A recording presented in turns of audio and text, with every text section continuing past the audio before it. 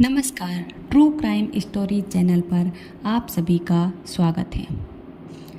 22 जनवरी 2022 को हरियाणा के सोनीपत जिले के गन्नौर थाने में एक मोनिका नाम की लड़की जो 22 वर्ष की थी, उसकी गुमशुदगी की रिपोर्ट दर्ज करवाई जाती है।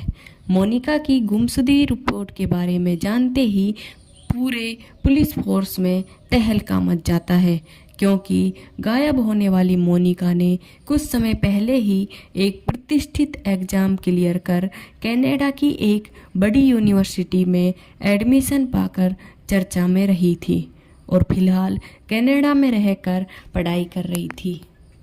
घटना के कुछ समय पहले ही यह लड़की कनाडा से वापस हरियाणा आई थी। यह केस दर्ज होते ही जांच के लिए क्राइम ब्रांच को सौंपा गया।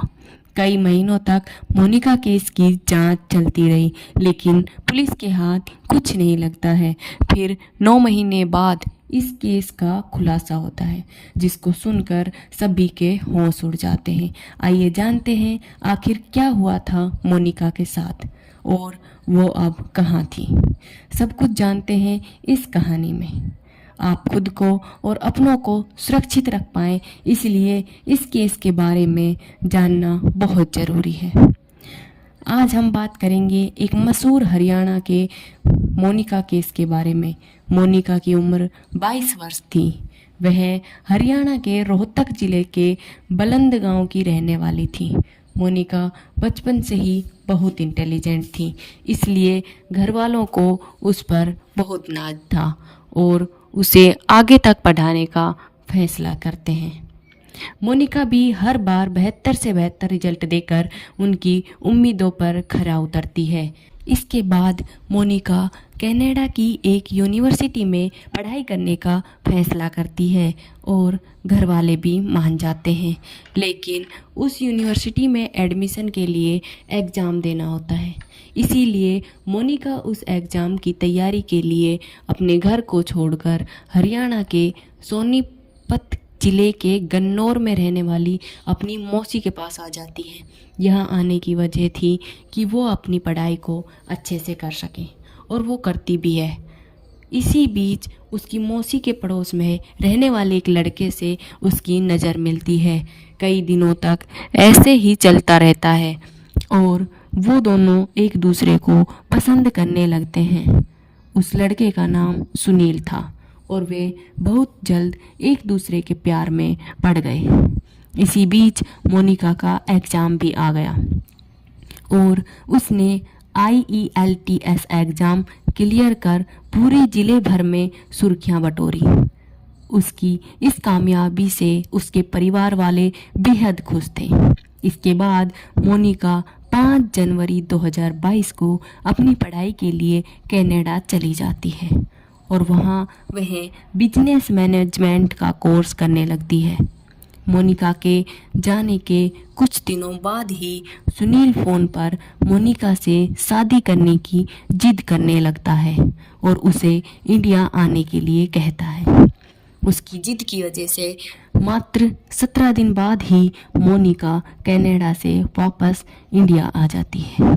17 दिन बाद यानी 22 जनवरी 2022 को मोनिका इंडिया अपने घर वालों को बिना बताए आ जाती है और यहाँ आकर वह सुनील से मिलती है और वे दोनों अपनों की नज़रों से दूर एक साथ रहने लगते हैं।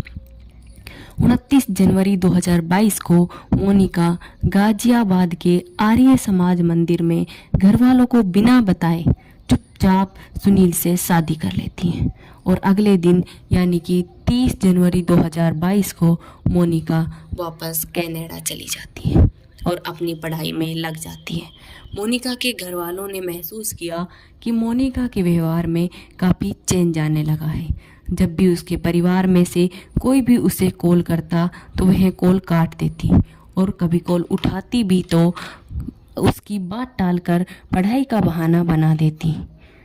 ऐसा अप्रैल महीने तक चलता रहा और अप्रैल माह के अंत तक वह अपने घर वालों और सभी रिश्तेदारों के फ़ोन उठाना तक बंद कर देती है।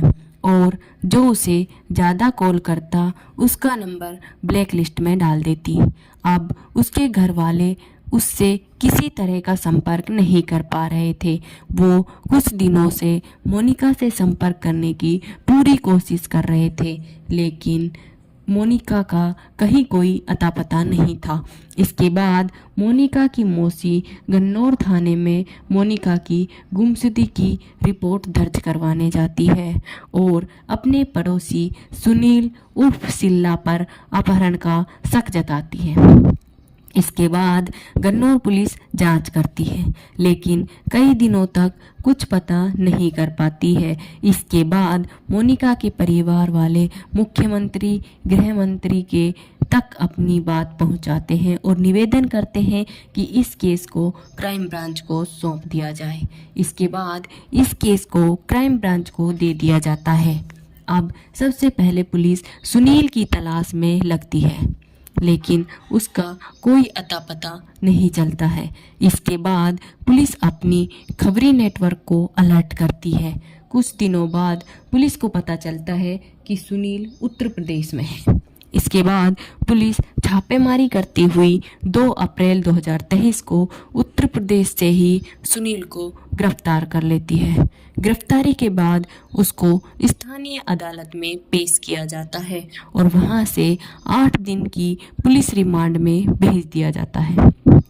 रिमांड के दौरान सुनील शुरुआत में तो कहता है कि वह बेकसूर है और मोनिका के घर वाले उसे फंसा रहे हैं, लेकिन पुलिस उससे सख्ती से पूछताछ करती है तो एक दिल दहला देने वाली सच्चाई से पर्दा उठता है। सुनील पूछताछ के दौरान पुलिस को बताता है कि उसकी मोनिका से मुलाकात तब हुई जब वह अपनी मौसी के घर पढ़ने आई थी। सुनील उसकी मौसी के घर दूध लेने आता था। तभी मोनिका की मौसी मोनिका की मुलाकात सुनील से करवाती है। वे दोनों एक दूसरे को भाई बहन मानने लगते हैं और मोनिका भी रक्षाबंधन के दिन उसके हाथ पर राखी बांधती है, लेकिन वे राखी की कसम को दागदार कर एक दूसरे के प्रेम में पड़ जाते हैं और चुपचाप शादी भी कर लेते हैं। सुनील ने पुलिस को यह भी बताया कि शादी के 4 महीने बाद अप्रैल में सुनील जिद कर मोनिका को फिर से इंडिया बुला लेता है और वे साथ रहने लगते हैं। इसके बारे में मोनिका अपने परिवार वालों को भी कुछ नहीं बताती है और अपने परिवार वालों से बात करना बंद कर देती है कि कहीं उनको शक ना हो जाए, और कई महीनों तक साथ रहते हैं और शुरुआत में दोनों में बहुत प्यार रहता है और सब कुछ ठीक ठाक रहता है। पर जैसे जैसे समय बीतता जाता है उन दोनों के रिश्ते में कड़वाहट आने लगती है और ये कड़वाहट इतनी बढ़ जाती है कि रोज़ उनमें लड़ाई झगड़े होने लगते हैं। अब उनको ऐसा लगने लगा था कि वे इस रिश्ते को सिर्फ झेल रहे हैं। इसके बाद 29 जून 2022 को सुनील अपनी गाड़ी से मोनिका को लेकर झंझारा स्थित एक फार्म हाउस पर जा रहा था। इसी बीच किसी बात पर उनकी गाड़ी में ही लड़ाई शुरू हो जाती है और ये लड़ाई इतनी बढ़ जाती है, सुनील गाड़ी को सुनसान जगह पर जाकर रोक देता है और गाड़ी में रखी पिस्टल निकालकर 2 गोली मोनिका की खोपड़ी में मार देता है। सुनील के बयान के अनुसार इसके बाद वह लाश को अपनी कार की डिग्गी में डालता है। उसको समझ नहीं आ रहा था कि अब वो क्या करे, तो वह गाड़ी को लेकर सीधे अपने फार्म हाउस पर चला जाता है और गाड़ी को पार्किंग में लगाकर उसको कवर से ढक देता है और लाश को ठिकाने लगाने के बारे में सोचता रहता है। फिर वह सोचता है कि यहीं फार्म हाउस में ही लाश को दफना देता हूँ। इसके बाद वह अगली सुबह अपने फार्म हाउस पर 4-5 मजदूर को लाता है और एक गहरा गड्ढा खुदवाता है। जब वो मजदूर पूछते हैं कि आप ये किस लिए खुदवा रहे हो, तो वह उनको बातों में उलझाकर उनकी बात को टाल देता है। मजदूरों के चले जाने के बाद सुनील मोनिका के शव को उस गड्ढे में दफना देता है उसने इस जुर्म को इतनी सफाई से अंजाम दिया था कि किसी को भी इस जुर्म की भनक तक नहीं लगी। इसकी बातें सुनकर सब हैरान रह जाते हैं। इसके बाद सवाल यह उठता है कि जब सुनील मोनिका से इतना प्यार करता था तो उसने उसको मारा क्यों? पुलिस भी मोनिका के मर्डर का मोटिव पता लगाने के लिए सुनील से फिर से पूछताछ करती है, तो वह कहता है कि वह अपनी शादीशुदा जिंदगी से खुश नहीं था और वह किसी भी हाल में कनाडा जाना चाहता था, लेकिन उसको कनाडा जाने का कोई रास्ता नज़र नहीं आता है। इत्तेफाक से इसी बीच सुनील की मुलाकात मोनिका से होती है। जब सुनील को पता चलता है कि मोनिका पढ़ाई के लिए कनाडा जाने वाली है तो वह उसे अपने प्यार के जाल में फंसाता है ताकि जब मोनिका कनाडा जाए तो वह भी उसके साथ चला जाए। मोनिका के कनाडा जाने के बाद वह उसे बुलाकर शादी कर लेता है और इस शादी को कोर्ट में भी रजिस्टर करवाता है। पर जब मोनिका को कनाडा का परमानेंट वीज़ा नहीं मिलता तो उसको अपना प्लान फेल होता नजर आता है और जब मोनिका अप्रैल में दोबारा इंडिया आती है तो वह वापस कनाडा जाने से मना करने लगती है। इससे सुनील को यह डर सताने लगता है कि अगर यह वापस कनाडा नहीं गई तो सबको हमारे बारे में पता चल जाएगा और कनाडा जाने का प्लान भी बर्बाद हो जाएगा और इसलिए दोनों में लड़ाई झगड़े बढ़ने लगे। लड़ाई की सबसे बड़ी वजह यही थी कि सुनील मोनिका को वापस कनाडा जाने को कहता था, लेकिन वह सुनील से इतना प्यार करने लगी थी कि वह उसी के साथ इंडिया में ही रहना चाहती थी। इससे उनमें लड़ाई बढ़ने लगी। एक दिन इतनी बढ़ गई कि गुस्से में आकर सुनील ने मोनिका की हत्या कर उसको दफना दिया। इसके बाद पुलिस सुनील के फार्म हाउस पर जाती है और मजदूरों की मदद से सुनील द्वारा बताई गई जगह पर खुदाई करवाती है। करीब 10 फुट की खुदाई के बाद पुलिस वहां से मोनिका का कंकाल बरामद करती है और जांच के लिए फॉरेंसिक लैब में भेज देती है और सुनील के जरिए उस पिस्टल को भी बरामद कर लेती है जिससे मोनिका पर गोली चलाई गई। फॉरेंसिक जांच में पाया गया कि मोनिका पर चलाई गई गोली अभी भी उसकी खोपड़ी में मौजूद है। फॉरेंसिक टीम में उस गोली की जांच की तो पाया कि पुलिस द्वारा बरामद की गई उस पिस्टल से ही गोली चलाई गई थी। हैरान करने वाली बात यह थी कि 22 साल की मोनिका 37 साल के सुनील के चक्कर में कैसे आई, क्योंकि सुनील पहले से ही शादीशुदा था और उसके 2 बच्चे भी थे।